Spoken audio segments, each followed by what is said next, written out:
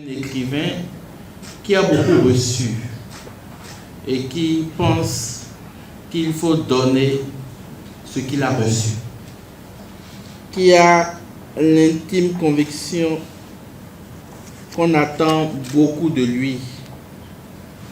Et il est conscient que tout ce qui nous attend est sous-tendu par la reconnaissance.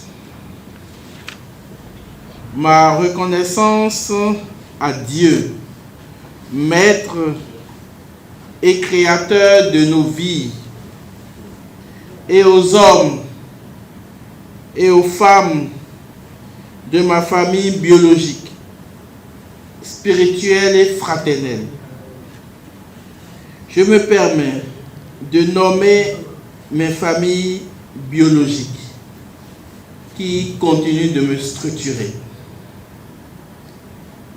À Genouno, Darito, Aloma, Ouanou, Sodieron, Bossa, Tokanou, du village Seto, dans la commune de Djidja, au cœur du Zou. Et Vinou, à Tchouké, Laleya Gbantou, Béounon, Kokoye, Zevounou, Tchoki, Ogoussan, à Djagba, à Djibi, Toudonou de Porte-Novo, Aïda du Ghana et du Togo, et Nkoyi de la RDC. La reconnaissance est une vertu essentielle, structurante de la volonté de donner aux autres ce que l'on a reçu. Donner aux autres, à la cité et au monde, ce que j'ai reçu de Dieu et des hommes. Voilà ma motivation. Voilà mon aspiration. Voilà ma vocation. Le penseur et l'écrivain que j'essaye de devenir jour après jour a commencé son cheminement de vie intellectuelle grâce à mon père et à ma mère. Mon père, ingénieur forestier, colonel des eaux forêts et expert en foresterie communautaire, paix à son âme. Ma mère, conseillère pédagogique des cours maternels et primaires à la retraite. Papa avait obtenu un poste d'expert du système des Nations Unies dans un programme de reboisement forestier au PNUD, au cœur du Mali profond d'alors. Nous l'avons rejoint une année après sa prise de service en 1991. Après une année scolaire précaire dans l'enseignement malien à Tombouctou, dans le grand nord du Mali, il s'est résolu de nous inscrire à l'école française Liberté de Bamako pour nous assurer une meilleure éducation. Dans cet établissement français, mon institutrice de CM1 nous avait initiés à l'écriture de la poésie. Et chacun de nous chérissait avec beaucoup d'affection son cahier d'apprentissage de la poésie. C'est ainsi que débutait ma vocation d'écrivain. Par reconnaissance donc à mon institutrice, à mes parents, j'ai entretenu ce don d'écriture. Grâce au père Raymond Bernard Goudjo, que je rencontrai des années plus tard au collège catholique Père au Pied lorsqu'il venait instruire les adolescents démocrates et militants des droits de l'homme que nous étions, à l'ombre de Monseigneur Isidore de Souza et de Feu René Nicéphore Avoyant, initiateur de ce club des droits de l'homme et membre influent d'Amnesty International. Et depuis lors, par la force de l'Esprit Saint, le Père Bernard Raymond Goudjo et moi, nous sommes devenus inséparables dans la pensée, la prière, l'action et l'amour mutuel. Tout dernièrement, il m'a fait l'honneur et la grâce de préfacer son dernier ouvrage. J'ai beaucoup reçu et je me dois de le redonner en me mettant au service de la cité. La reconnaissance est une vertu essentielle, structurante de la volonté de donner aux autres ce que l'on a reçu.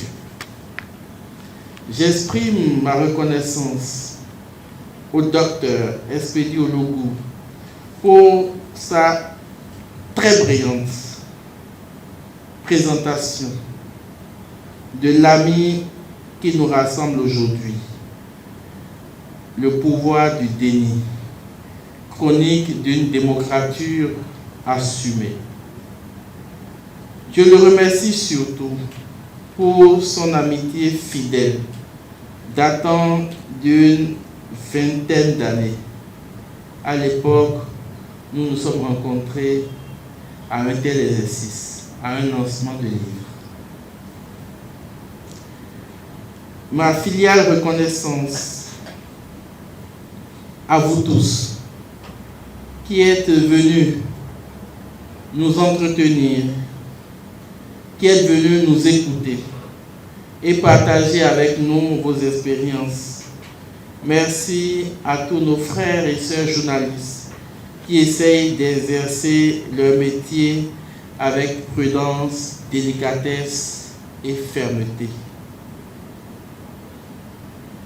S'agissant de ma plume, de son prisme et de sa perspective, que retenir?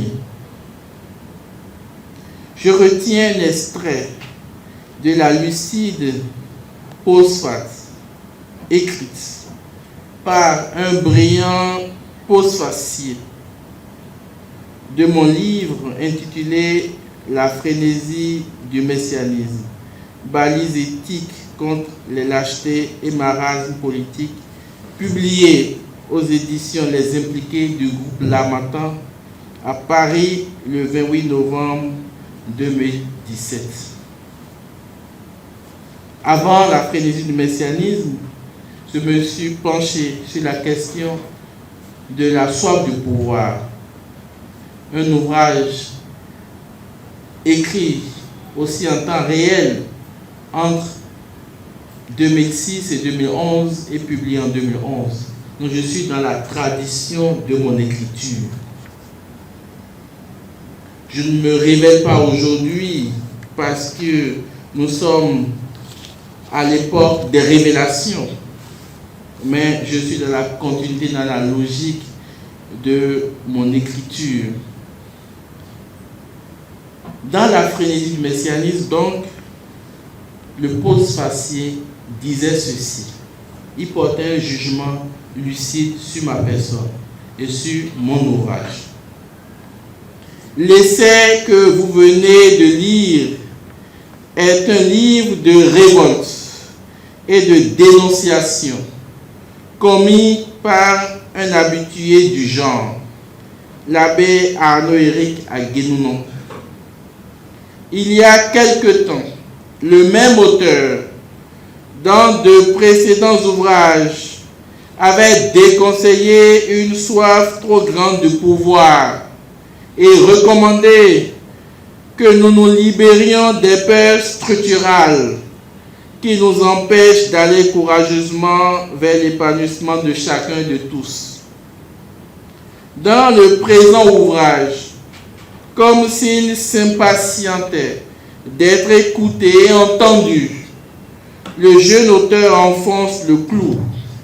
Il dénonce des lâchetés et des marasmes. En fait, il accuse la classe politique de laisser exprès le peuple dans l'obscurité intellectuelle pour facilement accéder au pouvoir et en jouir paisiblement sans être dérangé par lui. Les mots utilisés sont très forts. On lit que le peuple est abusé consciemment par une certaine classe citoyenne qui devrait en principe l'aider à se relever. Cette situation se pérennise au fil des ans, car selon l'auteur, le peuple est incapable de tenir compte du niveau d'études ou de la capacité intellectuelle de ceux qu'il choisit pour gérer les affaires publiques. Je continue de citer ce brillant postfacile.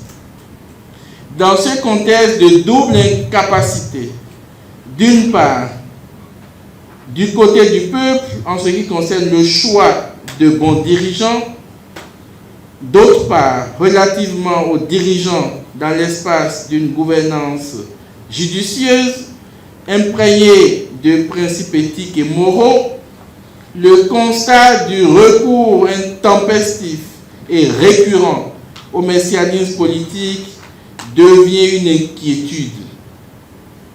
Il est crucial de résister au piège du messie politique parce que notre développement en dépend.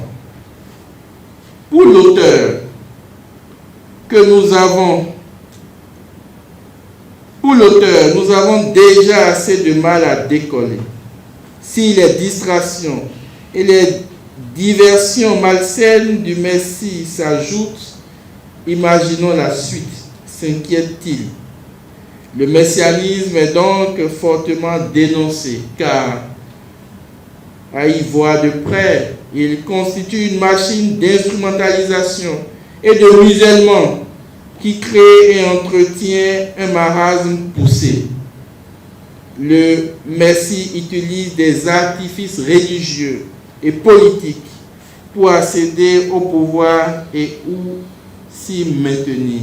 Fin de citation. Cette postface brillamment rédigée constitue une belle transition vers le déni du pouvoir chronique d'une démocrature assumée. Je termine par ce refrain de reconnaissance. La reconnaissance est une vertu essentielle, structurante de la volonté de donner aux autres ce que l'on a reçu. Je vous remercie de votre attention.